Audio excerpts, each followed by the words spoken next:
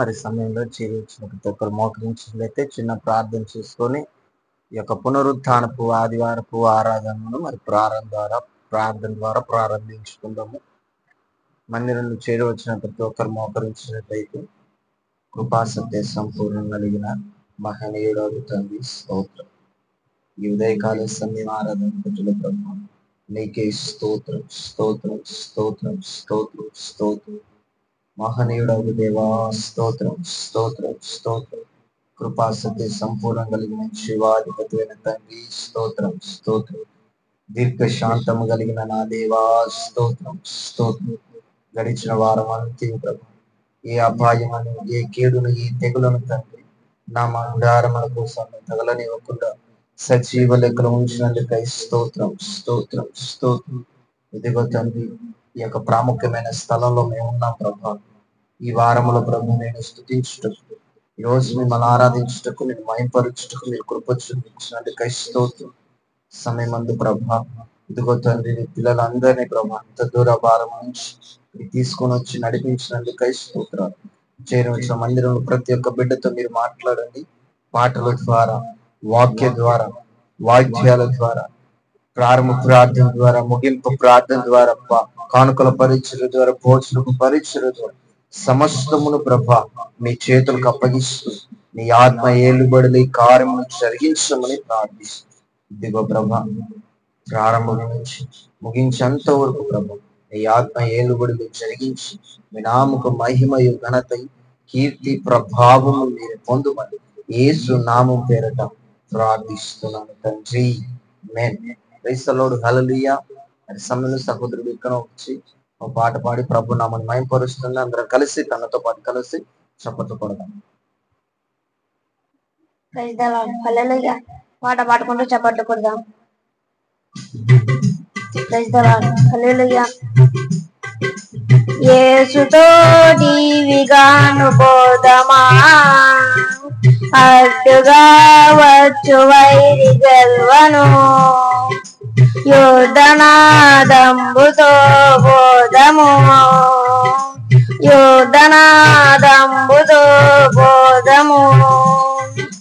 రారాజు సైన్యమందు చేరను, ఆ రాజు దివ్య సేవ చేయును,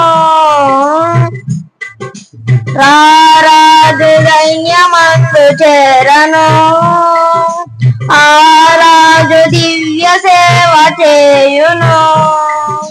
యేసురాజు ముందుగా ధ్వజము పట్టి నడువగా, యేసురాజు ముందుగా ధ్వజము పట్టి నడువగా, యేసుతో దీవిగాను వెడలను, యేసుతో దీవిగాను పోదమా, అడ్డుగా వచ్చు వైరి గెల్వను, యుద్ధనాదంబుతో బోధము, యుద్ధనాదంబుతో బోధము. విశ్వాస కవచమును ధరించుచు, ఆ రాజు ఆజ్ఞమదిని నిల్పుచు, విశ్వాస కవచమును ధరించుచు, ఆ రాజు ఆజ్ఞమదిని నిల్పుచు, అనుదినాంబు శక్తిని పొందుచున్న వారమై, అనుదినాంబు శక్తిని పొందుచున్న వారమై, యేసుతో దీవిగాను వెడలను, యేసుతో దీవిగాను పోదమా, అడ్డుగా వచ్చు వైరి గెల్వను, యుద్ధనాదంబుతో బోధము, యుద్ధనాదంబుతో బోధము. శోధనలు మనల చుట్టి వచ్చినా, దేవుని యొక్క పరిశుద్ధ బైబిల్ గ్రంథం నుంచి ఈరోజు చదివితే సహోదరి సహోదరులారా, దేవుని యొక్క లేఖనాలు సెలవిస్తున్న మారి ప్రకారంగా మరి చిన్న ప్రార్థన చేసుకొని వాక్యదానాలకు వెళ్దాము. కృపాసత్య సంపూర్ణం కలిగిన శివాధిపతివైన నా తండ్రి, మీ కొందనాలు స్తోత్రాలు చెల్లిస్తూ ఈ వాక్యము ద్వారా మీ పిల్లలతో మీరు మాట్లాడి మీ నామకు మహిమ తెచ్చుకుని యేసు నామమున పేరిట ప్రార్థిస్తున్నాను. ఆమేన్. ఈరోజు మన ఆత్మ దీపము ఎలాగుంటున్నది మనము తెలుసుకోవాలి. మన ఆత్మ దీపము ఆరిపోనివ్వకుండా చూసుకోవాలి. ఆత్మ దీపము ఎలాగుండాలి అంటే, దేవుడు ఎలాగైతే మన ఆత్మ దీపాన్ని వెలిగించాలని కోరుకున్నాడో అలాగ మన ఆత్మ దీపాన్ని వెలిగించాలి. ఆత్మ దీపం ఎప్పుడు వెలుగుతూనే ఉండాల. ఆత్మ దీపం ఎప్పుడు నిలిచి వెలిగించబడే వ్యక్తిగా కనబడాల. ఆత్మ దీపం వెలిగించబడే వ్యక్తిగా కనబడుతున్నావా? ఈ సహోదరి సహోదరుడా, ఆత్మ దీపం వెలిగించే వ్యక్తురాలుగా ఉండాలి. దేవుని యొక్క లేఖనాలు చూచి చదివితే ప్రతిదిన మత్తయి రాసిన సువార్త 25వ అధ్యాయము 8వ వాక్యాన్ని చూచి చదవండి.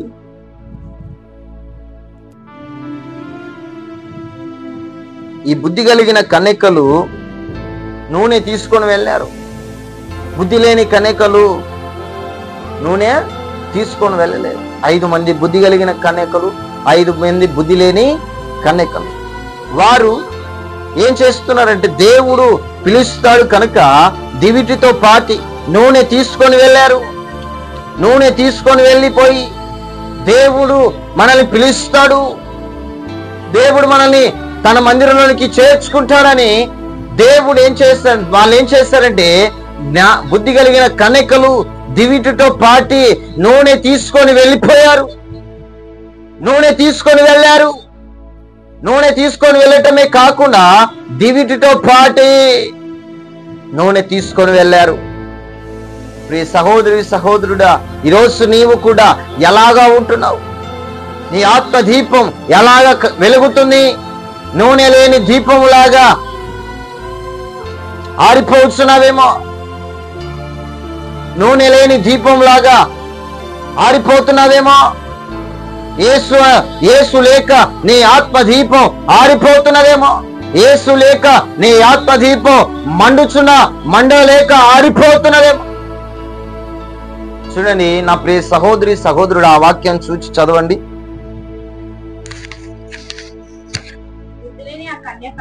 బుద్ధి లేని ఆ కన్యకలు బుద్ధి లేని ఆ కన్యకలు మా దీపము ఆరిపోచున్నవి గనుక మీ నూనెలో కొంచెం మాకీయుడని బుద్ధి కలిగిన వారిని అడగగా, అందుకు బుద్ధి కలిగిన వారు కన్యకలు, మాకు మీకు ఇది చాలదేమో, మీరు అమ్మవారి యొద్దకు పోయి కొనుక్కొచ్చుకోమని చెప్పారు. వారు చెప్తున్నారు, అమ్మా ఇది మాకు మీకు సరిపోదేమో, మాకు చాలదు, మీకు చాలదు, కనుక మీరు అమ్మవారి యొద్దకు వెళ్ళి ఎక్కడైతే ఆ నూనె అమ్మబడుతున్నదో అమ్మవారి యొద్దకు వెళ్ళి మీరు కొనుక్కొచ్చుకోండి అని చెప్తున్నారు. తక్షణమే వారు అమ్మవారి యొద్దకు వెళ్ళి కొనుక్కొచ్చుకునే లోగా యేసు ప్రభు వచ్చి ఆ దివిటిలు ఆరిపోకుండా ఉన్నాయో ఆ బుద్ధి కలిగిన కన్యకలను దేవుడు పరలోకానికి తీసుకొని వెళ్ళిపోయాడు. వచ్చి చూచేసరికి ఆ జ్ఞానము బుద్ధి కలిగిన కన్యకలు లేరు. దేవుని సన్నిధికి తీసుకొని వెళ్ళిపోయారు. వారు దేవుని సన్నిధికి వెళ్తూ వారి యొద్ద దేవుని యొక్క తలుపున ధనిలో వారు తట్టుచున్నారు. అప్పుడు దేవుడు వచ్చి, మీరెవరో నాకు తెలియదు, మీరు నేను ఎరుగను. నిజంగానే ప్రదేన్ బిడ్డరా, కొన్నిసార్లు మనం బుద్ధి లేని పనులు చేస్తూ ఉంటాం.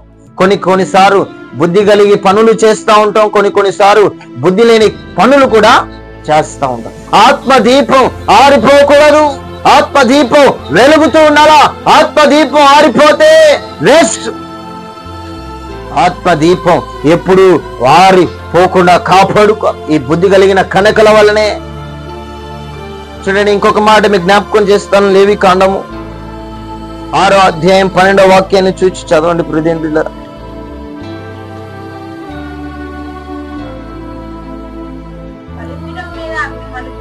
బలిపీఠం మీద అగ్ని మండుచుండవలెను, అది ఆరిపోకుండా.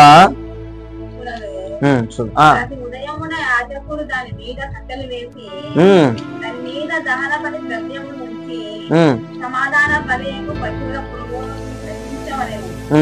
చాలు. ఎప్పుడు బలిపీఠం మీద అగ్ని మండుచుండవలెను. బలిపీఠం మీద అగ్ని మండుచుండాలి. బలిపీఠం ఆత్మ దీపం అనే మండుచుండాలా. ఆత్మ అనే బలిపీఠము ఎప్పుడు అగ్ని చేత, ఎప్పుడు దేవుని యొక్క వాక్యము చేత వెలిగించబడుతూ ఉండాలా. ఎప్పుడు దేవుని యొక్క వాక్యము చేత ఆ బలిపీఠము మండుచుండవలెను. ఆ వాక్యము చేత, దేవుని యొక్క వాక్యము చేత ఆ భక్తి బలిపీఠము ఎప్పుడు మండుచుండవలెను. అగ్ని ఎప్పుడు బలిపీఠము మీదనే మండుచున్నను. నిజంగా ప్రియ సహోదరి సహోదరుడా, నీ ఆత్మ దీపము కూడా అలాగా ఆరిపోతున్నదేమో జాగ్రత్తగా చూసుకో. ఆరిపోకుండా నీ ఆత్మ దీపాన్ని కాపాడుకో. ఆత్మ దీపం ఆరిపోకుండా జాగ్రత్తగా చూసుకో. ఎప్పుడు బలిపీఠము మీదనే అగ్ని మండుచున్నవలేను. చాలా మంది ఆత్మ దీపాన్ని ఆర్పేసుకుంటున్నారు, ఆత్మను ఆర్పుతూ ఉన్నారు. దేవుని యొక్క లేఖనము సెలవిస్తున్నది, మీరు ఆత్మను ఆర్పకుడి. ఆత్మను ఎవరైతే ఆర్పివేస్తాడో వాడు నరకగుండంలో పడివేయబడతాడు. ఇది వాస్తవం. ప్రియ సహోదరి సహోదరుడా, ఆత్మదీపం ఆరిపోకూడదు. ఆత్మదీపం ఎప్పుడు దేవుని యొక్క వాక్యము చేత మండుచుడవలెను. దేవుని యొక్క లేఖనాలు సెలవిస్తున్నారు, ఎప్పుడు బలిపీఠం మీదనే అగ్ని మండుచుండవలెను. అది ఆరిపోకుండా ప్రతి ఉదయమున యాజకుడు దానిని మీద కట్టెలు వేసి దాని మీద ద్రవ్యమైన బలుల ద్రవ్యమును ఉంచి సమాధాన బలియగు పశువును క్రొవ్వును దహించవలెను. బలిపీఠం మీద అగ్ని నిత్యము మండుచుండవలెను. అది ఆరిపోకూడదు. నిత్యం అది మండుచుండవలెను. నిత్యం అది దేవుని యొక్క వాక్యము చేత మండుచుండవలెను. దేవుని యొక్క వాక్యము చేత అది మండుచుండవలెను. ప్రియ సహోదరి సహోదరుడా, ఆత్మ జీవితము కూడా చాలా విలువైనది. అది దేవుని యొక్క రక్తము చేత విలువ పెట్టి కొనబడిన ఆత్మీయ జీవితం. ఆ ఆత్మీయ జీవితాన్ని మనం ఎలాగా కాపాడుకోగలుగుతున్నాం, ఆత్మీయ జీవితాన్ని ఎలాగా నిలుపుకోగలుగుతున్నాం, ఆ ఆత్మీయ జీవితాన్ని ఎలాగా కాపాడుకొని వెలిగింప చేసుకుంటున్నాం, ఆ భక్తిని ఎలాగ వెలుగులో మయుగా చేసుకోగలుగుతున్నాం. చూచి చదివితే ప్రియ సహోదరి సహోదరుడా, బలిపీఠం మీద అగ్ని నిత్యము మండుచుండాలి. నిత్యము బలిపీఠం మీదనే మండుచుండాలి. నా ప్రియ సహోదరి సహోదరుడా, 2 సమూయేలు గ్రంథం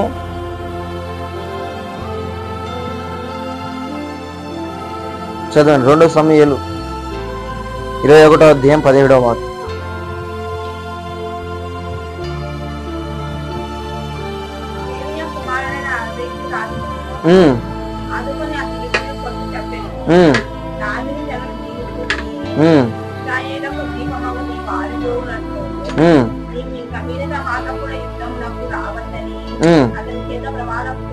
చాలు. దావీదుతో చెప్తున్నాడు, అయ్యా నీవు ఇశ్రాయేలులో దీపం గనుక నీవు ఆరిపోకుండా ఉండుటకు యుద్ధానికి రావద్దని చెప్తున్నాడు. దావీదు ఎప్పుడు యుద్ధాలు ఉంటాయి, ఫిలిస్తీన్లతో దావీదు ఎప్పుడు యుద్ధం చేస్తూనే ఉండాలా, ఎప్పుడు పోరాడుతూనే ఉండాలా. ఇవి ఎప్పుడు ఉండనే ఉంటాయి, ఈ యుద్ధాలు ఎప్పుడు ఉంటాయి. కానీ నువ్వు ఒకటి ప్రమాణం చేయి, నీవు ఇశ్రాయేలులో మీ దీపాన్ని ఆరిపోకుండా, నీ దీపం ఆరిపోకుండా చూసుకో, నీ ఆత్మ దీపాన్ని కాపాడుకో అని చెప్తున్నారు. మోసే ఇశ్రాయేల్ ప్రజల ఎదుట మంచి కార్యాలు చేసిన వాడు, మోసే ఇశ్రాయేలు ఎదుట మంచి అద్భుతాలు చేసిన వాడు, మోసే ఇశ్రాయేలులో ఎన్నో మహత్యాలు ఎన్నో అద్భుతమైన కార్యాలు చేసిన వ్యక్తి. అయినప్పటికీ కూడా ఆయన 40 రోజులు సినాయి పర్వతం మీద దేవునితో పెనుగులాడుతున్నాడు. దేనికోసం పెనుగులాడుతున్నాడు తెలుసా? దేనికోసం ప్రాకులాడుతున్నాడు తెలుసా? దేనికోసం ఆ సీనాయి పర్వతం మీద 40 రోజులు ఉపవసించి ప్రార్థన చేస్తున్నాడో తెలుసా? దేవుడిచ్చే ఆ పలకల కోసం, దేవుడిచ్చే ఆ 10 ఆజ్ఞల పలకల కోసం. 40 రోజులంటే చూడండి, తిండి లేదు, నీరు లేదు. కానీ ఎలాగా? సపోజ్ చెప్పుకుందాం, 40 రోజులంటే సరే ఫాస్టింగ్ ప్రేయర్స్ అనుకోవచ్చు. మరి నీళ్లు త్రాగటానికి దాహం, సమస్తమును ఆయనే చూసుకున్నాడు. 40 రోజులు సీనాయి పర్వతం మీదనే దేవుడు మోషేను చూసుకున్నాడు. మోషేను చూసుకొని వేస్తున్నగానే ఏం చేస్తాడంటే కిందికి దిగుతూ ఉన్నాడు. వస్తుండగానే ఇశ్రాయేలును చూడగానే ఏం కలిగిందో ఆయనకి? ఆ చేతిలో ఉన్న పలకలను కింద వేస్తాడు, కింద పడేస్తాడు. ఈరోజు నీవు కూడా నీ ఆత్మ దీపము ఆరిపోకుండా ఉండాలి అంటే నీవు వెలుగుతూ ఉండాలా. ఎప్పుడు ఆ బలిపీఠము మీదనే అగ్ని ఎలాగైతే మండుచున్నదో, ఆ అగ్ని ఎలాగైతే బలిపీఠం మీద మండుచు వెలుగుతూ ఉన్నదో, అలాగా నీ ఆత్మ దీపం కూడా అలాగా మండుచూ ఉండాల. ప్రియ సహోదరి సహోదరుడా, దేవుని యొక్క లేఖనములు సెలవిస్తున్నాయి, నీ ఆత్మ దీపం ఆరిపోకూడదు. నీ ఆత్మ జీవితం వెలిగించబడాలి అంటే నీ ఆత్మ దీపము ఎప్పుడు వెలుగుతూనే ఉండాలి. హల్లెలూయా. మోషే ఇశ్రాయేలు ఎదుట ఎన్నో గొప్ప కార్యాలు చేసిన వ్యక్తి. మోషే ఇశ్రాయేలులో ఎన్నో ఆశ్చర్య కార్యాలు చేసిన వ్యక్తి. అయినప్పటికీ కూడా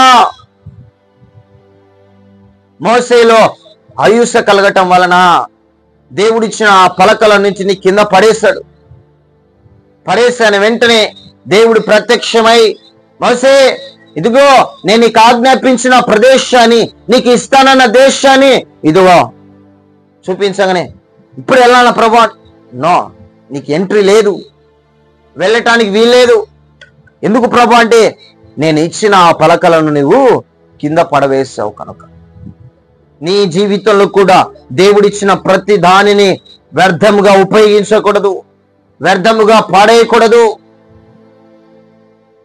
నేను పరిచర్య చేస్తున్నాను కదా, పరిచర్యలో వస్తున్న కానుకలు నాకున్నాయి కదా, ఆ కానుకల ద్వారా నేను ఏదైనా కొనుక్కోవచ్చు, ఏదైనా సంపాదించుకోవచ్చు అనుకుంటే వ్యర్థమవుతుంది. మోషే కూడా అలాగ వ్యర్థమైపోయాడు. ఇశ్రాయేలు చూచి ఏమనుకున్నాడో తెలియదు, కానీ ఆయన దేవుడిచ్చిన పలకలను కింద పడివేశాడు. ఈరోజు నీ ఆత్మ దీపము కూడా వెలిగించబడుతూ ఉంది కాక. నీ ఆత్మ దీపం ఎప్పుడు వెలుగుతూనే ఉండాలా. నీ ఆత్మ దీపం ఎప్పుడు వెలిగించబడే వ్యక్తిగా కనబడాలా. ప్రియ సహోదరి సహోదరుడా, నీ ఆత్మ దీపం ఎలాగ వెలిగించబడుతున్నది, నీ ఆత్మ దీపం ఎలాగ దేవునిలో వికసించబడుతున్నది తెలుసుకో. ఎంతో మంది దేవుని యొక్క ఆత్మ దీపాన్ని ఆర్పేస్తున్నారు. ఆత్మీయ జీవితాన్ని, ఆత్మీయ బ్రతుకును, ఆత్మీయ జీవితాన్ని పాడు చేసుకొని బ్రతుకుతూ ఉన్నారు. ఏది చేయాలో అర్థం కావడం లేదు. వేటిని ఆస్వాదిస్తే ఆత్మీయ జీవితం బాగుపడుతుందో తెలియటం లేదు. వేటిని ఆస్వాదించి బ్రతుకుతే ఆత్మీయ జీవితం నాశనం అయిపోతుందో తెలియలేదు. చూచి చదివితే ప్రియ సహోదరి సహోదరుడా, 1 సమూయేలు గ్రంథము 3వ అధ్యాయము 3-4 వాక్యాలను చూడండి. దీపము ఆరిపో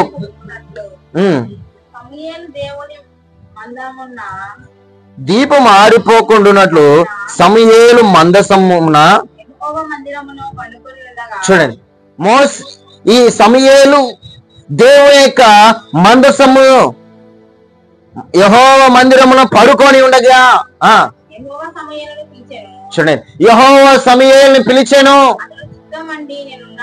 అతడు చిత్తమండి నేను ఇక్కడే ఉన్నాను హల్లెలూయా అని చెప్పాను. సమూయేలు మోషే పిలుస్తున్నాడు. ఏమనంటే దీపం ఆరిపోకుండా సమూయేలు దేవుని మందసమున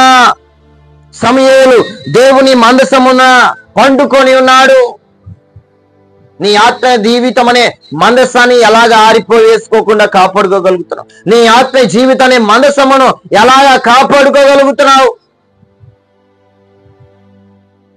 ఈ సహోదరి సహోదరుడా, నీ ఆత్మ జీవితం అనే ఆ మందసాన్ని కాపాడుకోవాలా? నీ ఆత్మ జీవితం అనే ఆ మందసమును ఆరిపోకుండా చూసుకోవాలా? సమూయేలు కూడా సమూయేలుని దేవుడు పిలుస్తున్నాడు. సమూయేలు ఎక్కడ ఉన్నాడు? యెహోవా మందిరములోనే పడుకొని ఉన్నాడు. దేవుని యొక్క మందిరంలోనే పడుకొని ఉండగా ఈరోజు నీవు కూడా మందసము వలె నీ ఆత్మీయాన్ని అనే మందసమును కాపాడుకుంటున్నావా? నీ ఆత్మీయ జీవితం అనే ఆ మందసమును కాపాడుకోగలుగుతున్నావా?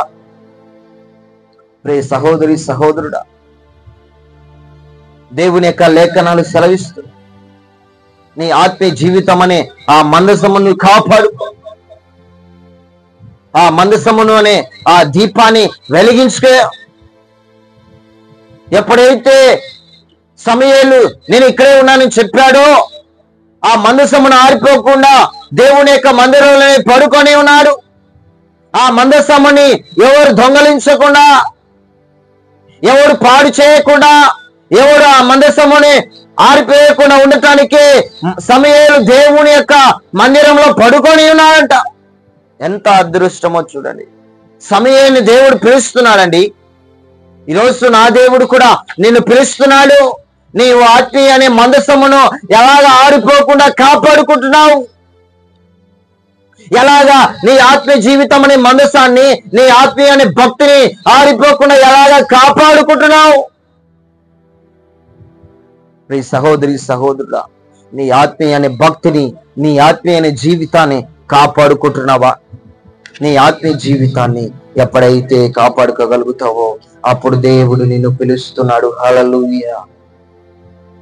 ప్రియ సహోదరి సహోదరుడా, నీ ఆత్మీయ అనే భక్తిని, నీ ఆత్మీయ అనే జీవితాన్ని దేవుడు నిన్ను కాపాడుతాడు. నీ భక్తిని దేవుడు ఆర్పేయకుండా, నీ మందసమనే ఆ మందసాన్ని ఆరిపేయకూడదు. నీ ఆత్మీయమనే ఆ మందసమును ఆరిపేయకూడదు. దానిని జాగ్రత్తగా కాపాడుకోవాలి. చూడండి, ఇంకొక మాట చూడండి. సామెతల గ్రంథము 13వ అధ్యాయము 9వ వాక్యం.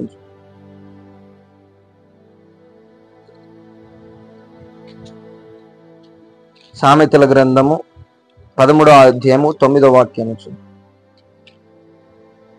నీతిమంతుల వెలుగు తేజరిల్లును, భక్తిహీనుల దీపం ఆరిపోవును, గర్వము వలన జగడగెత్తును. చూడండి, హల్లెలూయా. నీతిమంతుల యొక్క ఇల్లు తేజరిల్లును, భక్తిహీనుల యొక్క దీపం ఏమైపోతుందంట? ఆరిపోను. నీతిమంతునిగా బ్రతకాలా, నీతిమంతునిగా జీవించాలా, ప్రభు కొరకై వెలిగింపబడాలా. మన పూర్వంలో పెద్దలు తుమ్మకర్రను కొట్టుకొచ్చుకునేవారు. ఆ తుమ్మకర్రను కొట్టుకొచ్చుకొని ఆరు బయట కూర్చోవటానికి ఏం చేసేవారంటే ఒక మంచాన్ని చేర్చుకునేవారు. ఆ తుమ్మకర్ర లక్షణం ఎలాంటిదంటే చెదులు పట్టగానే పాడైపోతుంది. అలా చెదులు వచ్చగానే ఆ చెదులు ఆ తుమ్మకర్రకి పట్టిందనుకో ఆ తుమ్మకర్ర బలాన్ని కోల్పోతుంది. పెద్దలు బాగా చెక్కుకొని తయారు చేసుకుని వెంటనే దానికి నులకనల్లారు. నులకలన్నీ బాగా ఆరు బయటకు తీసుకొని వచ్చి ఈ చేతిలో మంచాన్ని, ఈ చేతిలో కర్రను పట్టుకొని ఆరు బయటకు వచ్చి ఆరు బయటన అలాగ కూర్చొని ఉన్నాగానే నడుములు నచ్చాయనుకో అలాగ తలవాలుస్తారు. 6 నెలల పాటుగా ఆ యొక్క తుమ్మకర్రతో చేసిన ఆ యొక్క మంచం కొద్ది రోజులుగా ఏమొస్తుందంటే సౌండ్ వస్తుంది. ఏమైందో ఆ పెద్ద ఆయనకి తెలియదు, ఏమైందో ఆయనకి అర్థం కాలేదు, ఏమైందో ఆయనకి తెలియలేదు.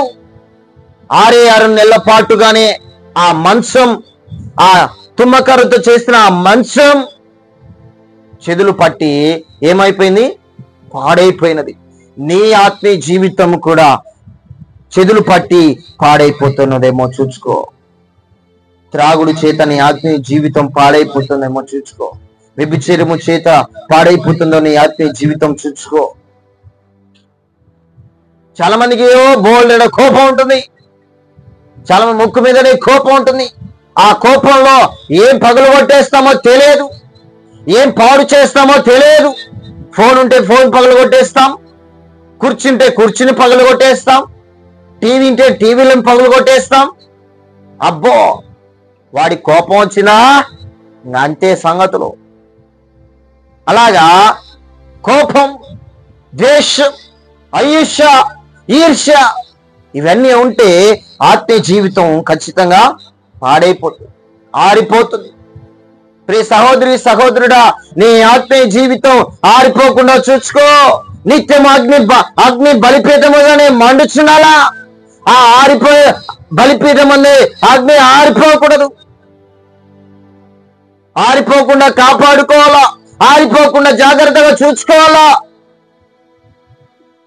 ప్రియ సహోదరి సహోదరుడా, దేవుని యొక్క లేఖనాలు సెలవిస్తున్నాయి. నీ భక్తి ఆరిపోకుండా చూసుకో, నీ భక్తి ఆరిపోనివ్వకుండా జాగ్రత్తగా కాపాడుకో. సహోదరి సహోదరుడా, దేవుని యొక్క లేఖనాల ద్వారా నీవు మహిమపరచబడదు. భక్తి చేస్తున్నామంటే ఎలాగ చేస్తున్నాం? ఆత్మదీపం ఆరిపోకూడదు. నీ ఆత్మదీపం ఆరిపోకుండా జాగ్రత్తగా నీవు చూసుకుందువు గాక. ఆత్మదీపం ఎలాగా ఉన్నది? విశ్వాస జీవితంలో ముందుకు కొనసాగుతున్నప్పుడు ఆత్మదీపం ఎలాగ వెలిగించబడుతున్నది? ఆత్మదీపం ఎలాగా వెలిగించబడుతున్నది తెలుసుకుంటున్నావా? నీ జీవితం, నీ ఆత్మీయ అనే భక్తి, ఆ భక్తి ఆరిపోకుండా ఉండటానికి ఎలాగో తెలుసుకుంటున్నావా? కారణం ఏంటో తెలుసుకుంటున్నావా? అవసరం లేదు కదా. భక్తి చేస్తున్నాం అంటే చేస్తున్నాం, ప్రార్థనకి వెళ్తున్నామంటే వెళ్తున్నాం, వాక్యాన్ని చదువుతున్నామంటే చదువుతున్నాం, వాక్యాన్ని వినాలంటే వింటున్నామే తప్ప భక్తి చేయటం లేదు. భక్తి చేస్తున్నాము కానీ ఆ భక్తిలో ఆరిపోతున్నామేమో తెలుసుకోలేకపోతున్నాం. ఆ భక్తి ఆరిపోకుండా ఉండడానికి మనం ఏం చేస్తున్నామో తెలుసా? ఏం అవసరం, ఏం చేయటం. ఏదో వెళ్తున్నామంటే వెళ్తున్నాం, వస్తున్నామంటే వస్తున్నాం, పోతున్నామంటే పోతున్నాం అన్నట్టుగానే బ్రతుకుతూ ఉన్నాం. ఈ సహోదరి సహోదరుడా, ఆత్మీయ అనే భక్తి, ఆత్మీయ జీవితం అనే భక్తి ఆరిపోకూడదు. నిత్యము ఆ బలిపీఠం మీదనే భక్తి ఆ కాల్చున్నాడు, అగ్ని కాలుతూనే ఉండాలా. మీ సహోదరి సహోదరుడా, నీ భక్తి కూడా ఆరిపోతున్నదేమో జాగ్రత్తగా చూసుకో. నీ భక్తి కూడా సనగిలిపోతుందేమో చూసుకో. నీ ఆత్మీయ అనే భక్తి ఆరిపోతున్నదేమో. సమస్యల చేతనం, ఇబ్బందుల చేతనం, అవమానాల చేతనం, ఇరుకు సమస్యలు, ఈ కుటుంబ సమస్యల చేత నీ భక్తి ఆరిపోతున్నదేమో, సన్నగిలిపోతున్నవేమో, విశ్వాస జీవితంలో ఆరిపోతున్నవేమో. మోసే కూడా దేవునితో బాగా ఎన్నో అద్భుతాలు చేసిన వ్యక్తి, ఎన్నో మహత్కార్యములు చేసిన వ్యక్తి, తనకేమైందో తెలియదు. 40 రోజులు ఆ సినాయి పర్వతం మీద, ఆ కొండ మీద దేవునితో గడిపిన వ్యక్తి.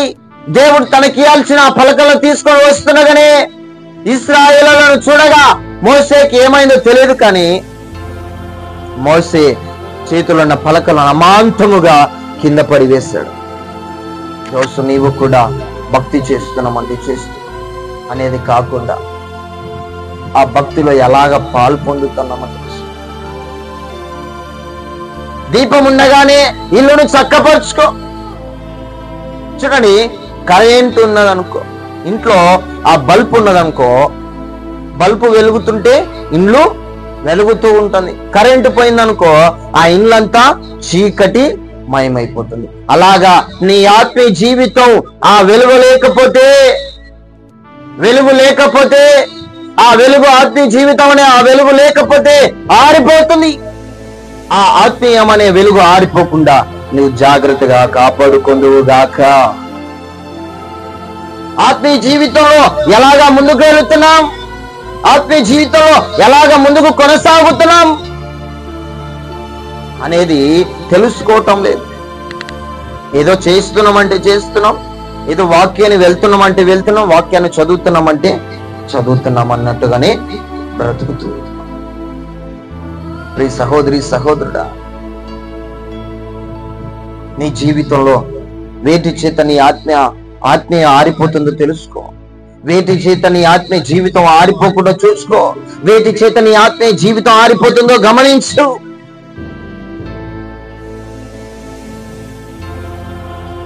వేటి చేత 6 నెలల పాటుగా ఆ తుమ్మకర్ర పాడైపోయి ఎంతో ఇష్టపడి చేసుకున్నాడు ఆయన. ఆ పెద్ద ఆయనకి తెలియదు. చెదులు పట్టేసి ఆ తుమ్మకర్ర మొత్తం తినేసి ఇలా కొట్టగానే లోపల మొత్తం లొట్ట ఉండిపోయింది. లొట్ట అంటే లోపల మొత్తం మెత్తబడిపోయింది. నీ ఆత్మీయ జీవితంలో కూడా అలాగా పడిపోయిన పరిస్థితిలో ఉన్నావేమో, జారిపోయిన పరిస్థితిలో ఉన్నావేమో, కృంగిపోయిన పరిస్థితిలో ఉన్నావేమో. ప్రియ సహోదరి సహోదరుడా, కృంగిపోయి జీవితం జీవిస్తూ ఉన్నది. ఆత్మీయతలో కృంగిపోయి బ్రతుకుతూ ఉన్నావేమో. ఏం చేయని తోచని సమయంలో, ఏం చేయాలని తెలియని సమయంలో ఆత్మీయ జీవితం ఆరిపేసుకుంటున్నావేమో. కుటుంబం అనే ఆత్మను ఆరిపేసుకుంటున్నావేమో. ఆ జ్ఞానము లేని కణికలు నూనె కొనుక్కోచుకోవద్దా అని వెళ్ళగానే యేసు ప్రభు రానే వచ్చాడు. జ్ఞానము కలిగిన దివిటిలు ఆరిపోకుండా కాపాడుకున్న వారి జీవితాలను దేవుడు తీసుకొని వెళ్ళిపోయాడు. కొంత సమయం అయిపోయినసరికి వారు వచ్చారు. రాగానే అయ్యా అని పిలుస్తున్నారు. ఏం లాభం? ఏమీ లాభం లేదు. వెంటనే ఆయన తక్షణమే మీరెవరో నాకు తెలియదు అని చెప్పి. నిజంగానే ప్రియ సహోదరి సహోదరుడా, ఆత్మీయ జీవితం ఆరిపోకుండా జాగ్రత్తగా కాపాడుకోవాలి. ఆత్మీయ జీవితం ఆరిపోకుండా చాలా చక్కగా కాపాడుకునేవాడే ధన్యుడు. నీతిమంతులు ఎప్పుడు కేసరిల్లుతారంట. భక్తిహీనుడు యొక్క వారు ఆరిపోతారు. భక్తిహీనుడు భక్తి చేస్తున్నాం, ఆ భక్తి ఆరిపోతున్నదా లేకపోతే వెలుగుతున్నదా అని గమనించలేదు. భక్తి చేస్తున్నామంటే చేస్తున్నాం అనేది. నీ ఆత్మ దీపము ఆరిపోకుండా జాగ్రత్తగా చూసుకున్న వాడే ధన్యుడు. ప్రియ సహోదరి సహోదరుడా, ఆత్మ దీపాన్ని ఆరిపోకుండా ఆత్మ దీపాన్ని వెలిగించే వాడిగా నువ్వు కనబడు. అప్పుడే నీ జీవితము వెలుగుగా మార్చబడుతుంది. నా ప్రియ సహోదరి సహోదరుడా, నీ ఆత్మ జీవితం అలాగా కాపాడుకో. ఎందుకంటే ఈ రోజుల్లో చాలా మంది భక్తి చేస్తున్నారు, కానీ ఆరిపోనివ్వకుండా చేసుకో. అగ్ని ఎలాగైతే బలిపీఠం మీద నిత్యము మండుచున్నదో అలాగ నీ ఆత్మీయ జీవితం లాగా ఉండాలా. సహోదరి సహోదరుడా, భక్తి చేస్తున్నామంటే చేస్తున్నాం అనేది కాదు. ఆ భక్తిలో నీ భక్తి ఆరిపోకుండా కాపాడుకున్నావు. ఆ భక్తిని కాపాడుకో. ఆ భక్తిని కాపాడుకున్న వాడే ధన్యుడు.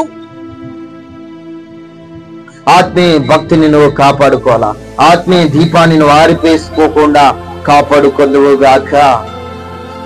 ప్రియ సహోదరి సహోదరుడా, నీ ఆత్మీయ జీవితాన్ని కాపాడుకో. నీ ఆత్మీయ జీవితాన్ని పాడైపోకుండా కాపాడుకో. వేటి చేత నీ ఆత్మీయ భక్తి ఆరిపోతుందో తెలుసుకో. వేటి చేత నీ ఆత్మీయ భక్తి ఆరిపోతుందో తెలుసుకోలేవు, కానీ భక్తి చేస్తుంది. తుమ్మకర లక్షణం అలాంటిది. నీ జీవితం కల పాపము చేత నాశనం అయిపోకుండా ఉండాలి అంటే సమూయేలు ఎలాగైతే దేవుని యొక్క మందిరంలో పడుకొని దేవుని స్వరాన్ని విన్నాడో, నీవు కూడా దేవుని యొక్క స్వరాన్ని విని ఆత్మీయ దీపాన్ని ఆరిపివేసుకోకుండా వాడిగా కాకుండా ఆత్మీయ దీపాన్ని వెలిగించే వాడిగా నువ్వు బ్రతుకుదువుగాక. హల్లెలూయా.